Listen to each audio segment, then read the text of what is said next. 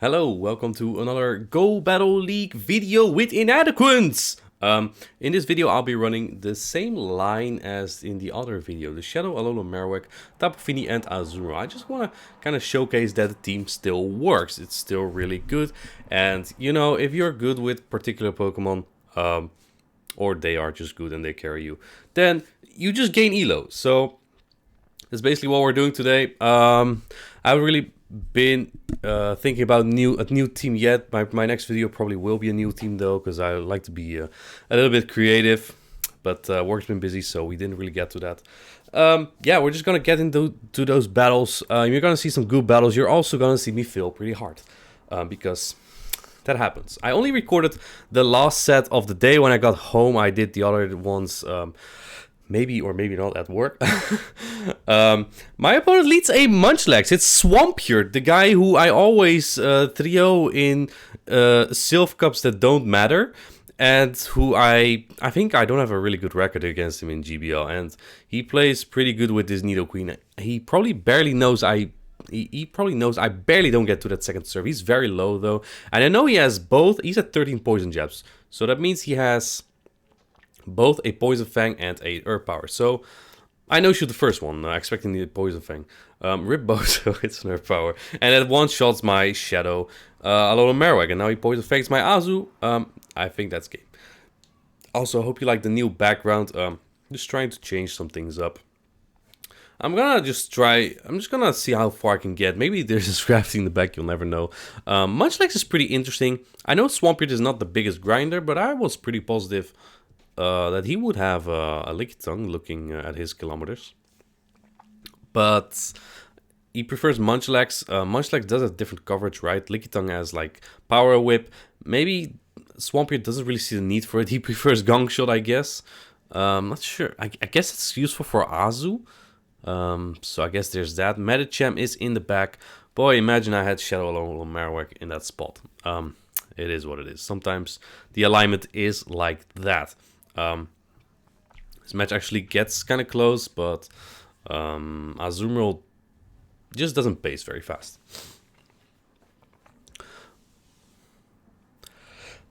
So yeah, I'm just trying to get some Ice Beams up, but I know he just gets 2-1. He's also running an interesting moveset here. Swampy just want to flex on me. Kind of cracked player. He will be at Worlds as well, so that'll be fun to see him play there as well. Alright, my next battle. My Shadow Alola Marowak into a Registeel. You know, in this elo that I'm playing, it's still around the 3250s, I believe. I dropped like 30 today. You play the same people over and over, and some of them may be spreadsheeting, or they just remember your team, or they may happen to watch your video. But this is a very good case of someone who knows what I'm running. You'll see why. This opponent with Registeel usually comes Sableye. It's a very good core, only really strong, only really broken by Goon and Scrafty, because they're running double Ghost. A Dark type with a Ghost type is very common, but my opponent is clearly too confident that I'm not. Trevenant's actually pretty good against AWACS still, so I kind of do have my suspicions that he did know the line there. So that kind of makes it tricky. I do get this Trevenant out, so that's nice. But also, if they knew it, maybe they would have stayed in with Sableye, right? I don't know. I would say Tapu Fini's worse against Trev, but probably also just want to get rid of his Trev. Gonna see if I can farm this down. This thing didn't have too much energy. The Fire Spills still add up. It throws a Shadow Ball as well, so it definitely doesn't get to another move there. And then goes into the Sableye. I will throw one Shadow Bone, and actually I won't throw the other one immediately. Maybe I should. I'm not really sure. I know that I can get to a Moonblast even if they return me. So very closely though. I get there very closely. So I kind of want them to force them to either throw or look at that. I barely get there. I kind of want to force them to throw or just die to this Moonblast. Yeah, this still gets like super close. So I'm not sure if that was the play. But otherwise, I had to water gun down a Trev. I'm not sure if that was as much fun either. So I think this was the correct play to win the game.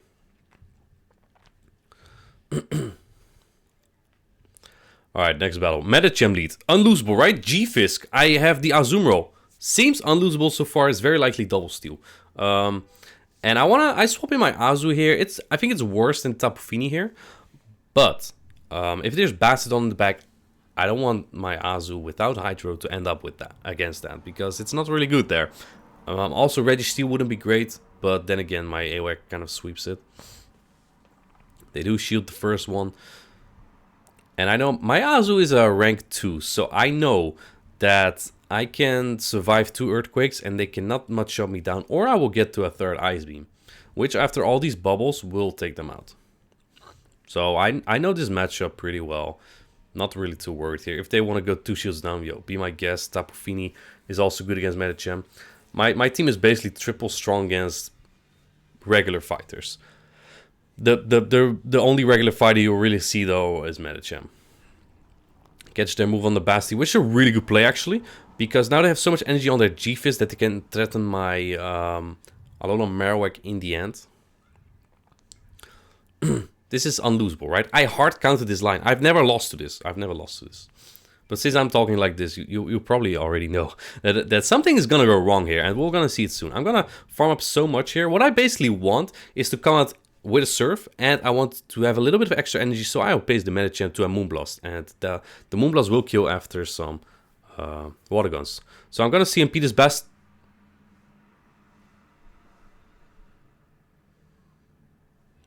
I guess I don't. And now I might lose the game. So I throw my Surf here. I don't need to. But if they swap into G-Fizz right away, because that timer's up, I lose all my energy. So I guess I took a risk there doing that. I still had another Surf for the G-Fizz anyway. Now I feel kind of forced to throw immediately. Like, it takes so long for me to get to my Surf anyway. And then I want to... Yeah, I don't know. Because now this G-Fizz throws an Earthquake. He's very close to another Rock Slide after that. And my Azumarill has nothing left. I can't really catch either. Maybe I should have stayed in against... what's it called? Against the Medicham. But again, if they snipe one of my mons anywhere... Because if they throw a Rock Slide into my Tapu Fini, they can also Earthquake my Alolan Marowak and still win. So, it was tricky. I think that lost CMP, that lost me the game. Because if I had a shield there, I would have definitely... I could definitely protect myself from certain things such as... Earthquakes. Alright, K9, my whole team beats that. This is actually my weakest answer. My opponent doesn't know Pepelaf, and they swap in their Trevenant. They have 1 turn lag, so I get an extra Fire Spin in there, which is nice. Now, and they throw Shadow Ball as well. Trevenants rarely do that. Like, they usually go to C-Bomb. But if they go Shadow Ball, yo, I can farm down completely. And I'm expecting, like, Sableye. Yeah, of course, always Sableye. It's always freaking Sableye. It gets pretty boring. It gets pretty boring. I know it's a good Pokemon, but just everyone is using it. And that's why most battles that I play, I'm not sure if that was also the case in these 5 battles that I'm showcasing right now, but in most teams there's always like an A9, a Diggersby, a Lickitung, even Mandibuzz is more common lately. Those are very often in the back in the elo that I play, because there's so many people safe swapping Sableye that then people start hard countering. I throw the Ice Beam on purpose, because if I build to the move, what's it called? The play rough, they'll probably throw right before it, so I just want to chip it right away. Make the Sableye less of a threat, and then I'll go to Tapu Fini. And this K9, well, it had its best matchup in the lead, to be honest. But then again, actually, if they stay in the lead, that will be pretty annoying for me, because Trevenant is difficult to deal with, honestly, in the back. I will keep that Surf. I'll Bone Club this thing. I could have also just farmed down, but it doesn't really matter. I had so much energy on this AWAC that I kind of wanted to use somewhere. And yeah, if I spin down this Sableye, that's over. I think we have one more battle left in this set. It's really unfortunate how I threw the previous one. That was not the one that I should have lost, but like against the Medi double steal. All right, Toxicroak lead. They're staying in. I assume that they're weak to my Alola Marowak, so I'll shield this. Might be A9, could be a Registeel or something. So I'll shield that. And they swap into Sableye, which is obnoxious, very obnoxious, honestly, because they're shield up now, and Azumarill, it's decent versus Sableye, but you know, it's annoying. It's an annoying matchup. They throw the return. I go 2 shields down immediately. I know it's not preferable. And now that I'm 2 shields down, they may... It's kind of risky to Ice Beam here, because they might just be satisfied with that and no shielded, but they do shields. So that's very fortunate for me. I guess they want to go for swap, which then is very fine for me. Very fine. It's not like I'm super weak to Toxicroak anyway. And if I can get some energy on my Tapu Fini here, like, I'm good. I'm really good. Because Surf Ball will almost take out the Toxicroak. However, I decide to snipe the Sableye's energy because it's too much. It will get to a return on my Tapu Fini, which I don't want to take there. So I'll just snipe him with a Shadow Bone. And he has a Noctowl in the back. Well, that's the last I expected. Why would you stay in with Toxicroak there, I guess? Well, he had a good plan to get shield advantage first. So very smart. Not sure if that's the way to go always, but I guess his plan kind of works. Again, I play the same people over and over, so maybe there was some team knowledge from my opponent. He goes straight Shadow Ball. I'll wait out the clock so I can maybe catch a move later. I've been seeing some more Noctowl lately. I think it's pretty good. Well, it definitely is good against Shadow Marowak. It's also a good Sableye answer, right? So that's maybe also why we see more Noctowl lately. I don't see it really as a fighter answer though, so...